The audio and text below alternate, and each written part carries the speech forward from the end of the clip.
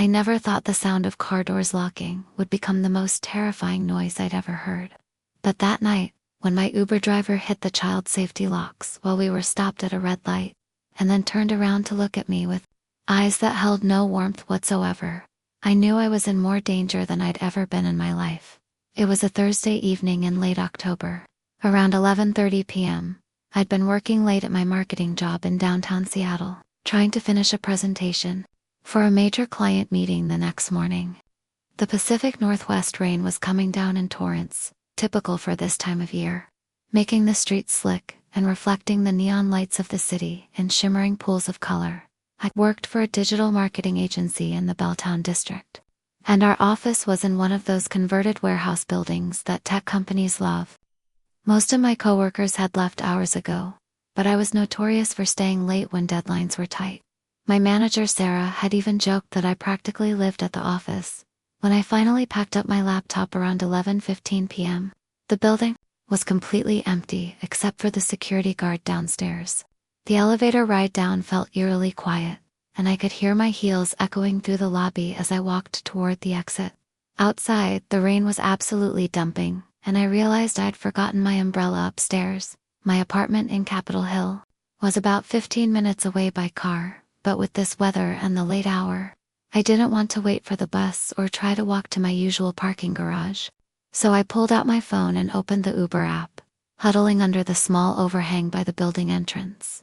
The estimated wait time was 8 minutes. A driver named Marcus had accepted my ride. He was driving a dark blue Honda Accord with a 4.7-star rating, which seemed reassuring. His profile photo showed a middle-aged black man with a friendly smile and what looked like a Seahawks cap. When the Honda pulled up, I double-checked the license plate against the app. Washington State plate BLG 8429. Everything matched. I ran through the rain and jumped into the back seat, immediately grateful to be out of the downpour. "Thank you so much," I said, shaking raindrops from my hair. "Sorry, I'm soaking wet." "No worries at all," Marcus replied, glancing at me in the rearview mirror. "Nasty night out there. You work downtown?" "Yeah, just got off work," I said, settling into the seat and buckling my seatbelt. "Long day." Marcus seemed normal enough. He looked to be in his 50s, wearing a dark jacket and baseball cap, just like in his profile photo. The car smelled like pine air freshener and was remarkably clean for a rideshare vehicle. Soft jazz was playing on the radio at low volume. We pulled away from downtown and headed east toward Capitol Hill. Marcus made typical small talk. He asked what kind of work I did, mentioned that he'd been driving for Uber for about 3 years, and complained good-naturedly about the rain. Everything felt completely routine. "You live alone, or do you have roommates?" he asked as we stopped at a red light near Pike Place Market. It seemed like an innocent enough question. Lots of drivers made conversation about living situations. In Seattle, especially with the high cost of rent in the city. "I have a roommate," I replied. "She's probably asleep by now though. She gets up super early for work." "That's smart, sharing the rent," Marcus said. "This city's gotten so expensive. What neighborhood are you in again?"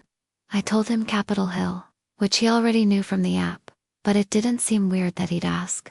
We continued driving through the mostly empty streets, past the few late-night restaurants and bars that were still open. But as we got closer to my neighborhood, Marcus started asking more specific questions that made me slightly uncomfortable. "So your roommate, she work downtown too?" he asked. "No, she works at a hospital," I replied, wondering why he needed to know.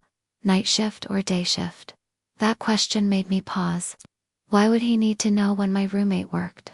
But before I could think too much about it, we hit another red light, and that's when everything changed. I heard the distinctive sound of the car doors locking. All 4 of them, simultaneously. The electronic click was unmistakable. Marcus turned around in his seat to look at me directly, and the expression on his face made my blood freeze. The friendly demeanor was completely gone. His eyes were cold, calculating, predatory. He was smiling, but it wasn't a warm smile. It was the kind of smile that made every survival instinct I had start screaming. "You know," he said, his voice completely different now. Lower, more controlled, more menacing. "I've been thinking about our conversation. and I don't think you're being entirely honest with me." My heart started pounding so hard I could hear it in my ears. "What do you mean?" I managed to say, my voice coming out smaller than I intended. "I don't think your roommate is home tonight," Marcus said, still smiling that horrible smile. "In fact, I don't think anyone's waiting for you at all." The light turned green, but Marcus didn't start driving. Cars began honking behind us, but he ignored them completely, keeping his eyes fixed on me. "I think you're all alone in that apartment," he continued. "And I think that's exactly how I like it." I tried the door handle, but of course it didn't budge. Child safety locks. I was trapped. "Let me out," I said, trying to keep my voice steady. "Let me out right now." Marcus laughed, a sound that made my skin crawl. "I don't think so. We're going to take a little detour first. There's somewhere I want to show you." He put the car in drive and turned left, instead of continuing straight toward my apartment. We were heading away from Capitol Hill, away from residential areas, toward the industrial district south of downtown. My mind was racing. I needed to do something, and fast. I pulled out my phone, but Marcus saw me in the rearview mirror. "Put the phone down," he said sharply. "Don't even think about it." But I was already dialing 911. That's when Marcus slammed on the brakes, throwing me forward against the front seat. Before I could recover, he had twisted around and grabbed my phone. Right out of my hands. I said, "Put it down," he snarled, and threw my phone somewhere into the front of the car where I couldn't reach it. We were on a dark side street now, with no other cars around. The rain was still pouring down, making it impossible to see clearly. Outside, Marcus pulled over and put the car in park. "Here's what's going to happen," he said, turning to face me again. "We're going to go for a little ride, and you're going to be very, very quiet. If you scream, if you try to get anyone's attention, if you cause any problems at all, things are going to get much worse for you. Do you understand?" I nodded, but my mind was working frantically. I needed a plan. I needed to get out of this car. That's when I remembered something from a self-defense class I'd taken in college. The instructor had told us that predators rely on their victims being passive and compliant. They expect fear to paralyze you. But sometimes, doing the unexpected can create an opportunity to escape. "Okay," I said, trying to sound defeated and scared, which wasn't hard, because I was terrified. "I understand. I won't cause any problems." Marcus seemed satisfied with my response. He put the car back in drive and continued toward the industrial area. But as we drove, I was quietly working on my seatbelt, trying to figure out exactly what I was going to do.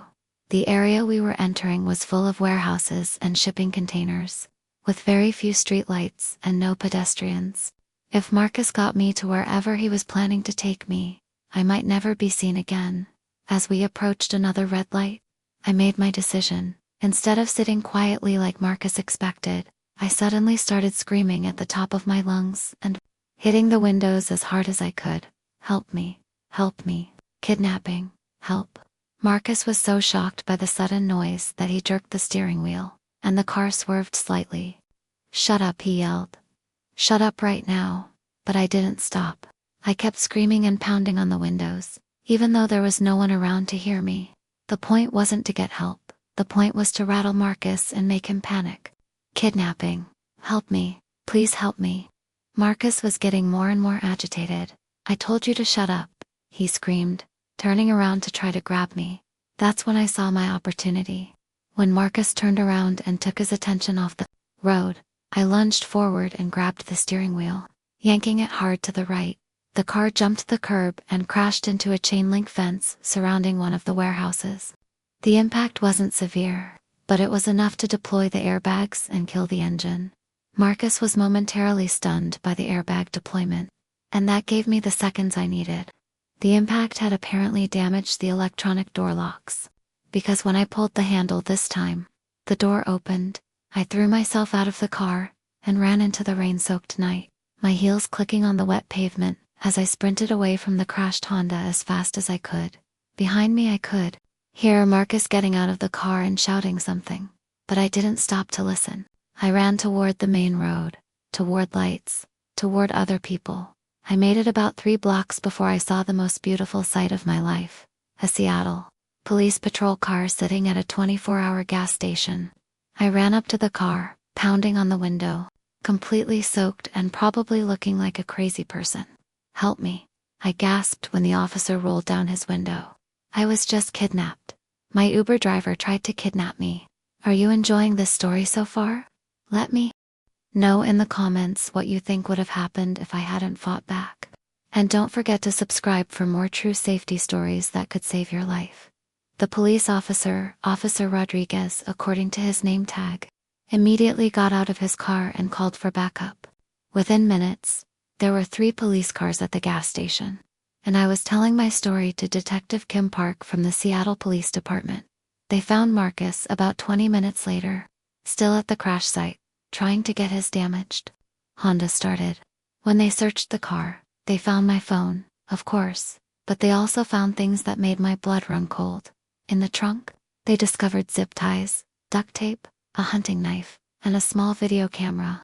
There was also a notebook with addresses of several apartment buildings around Seattle, along with notes about women's schedules and routines.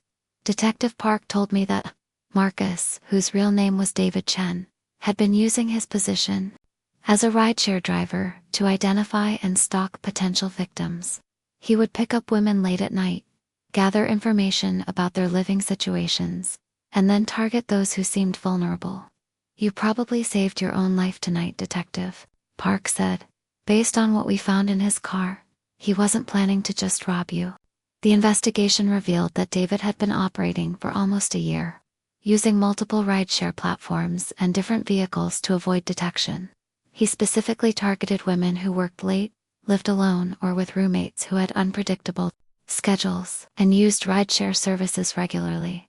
My case led to the discovery of at least 5 other similar incidents in the Seattle area over the past 8 months. Women who had reported uncomfortable interactions with rideshare drivers, including invasive questions about their living situations and attempts to deviate from planned routes. 2 women had actually been assaulted by David, but they had been too traumatized or afraid to report it immediately. When they learned about my case through news coverage, they came forward with their own stories. David Chen was ultimately sentenced to 15 years in prison for attempted kidnapping, assault, and stalking.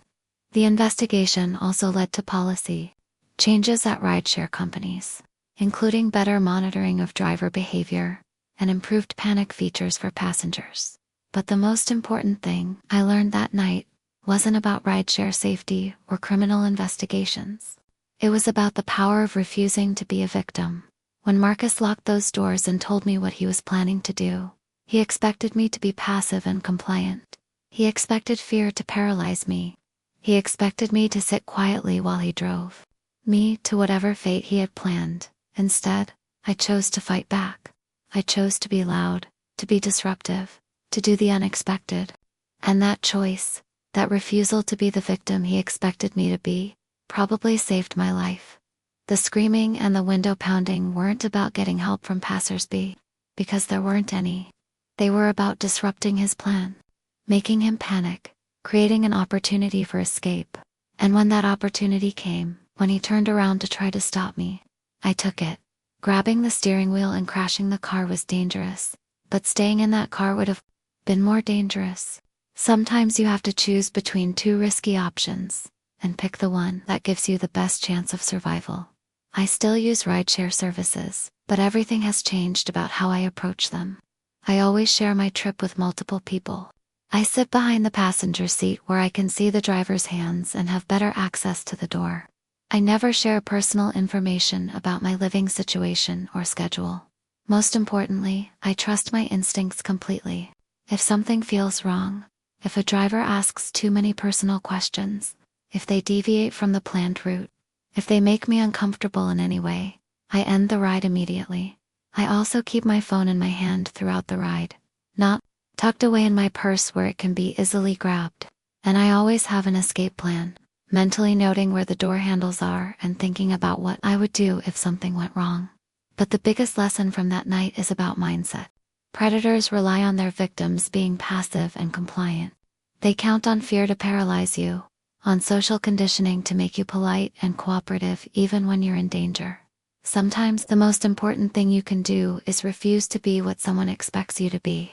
Sometimes survival depends on being loud when they expect you to be quiet, on fighting back when they expect you to submit, on creating chaos when they expect compliance. The sound of those car doors locking will haunt me forever, but so will the memory of the sound they made when I crashed that car and those broken locks finally let me escape. Sometimes the most beautiful sound in the world is the sound of a door opening when someone tried to keep it closed. If you ever find yourself in a situation where someone tries to trap you, remember my story. Remember that you have more power than you think, even when it doesn't feel like it.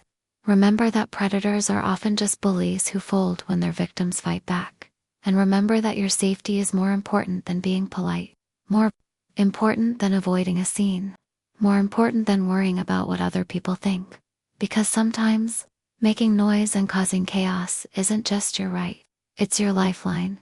David Chen thought he had found the perfect victim that night, a woman alone, working late, with no one waiting for her at home. Someone who would be easy to control, easy to intimidate, easy to make disappear. But he was wrong.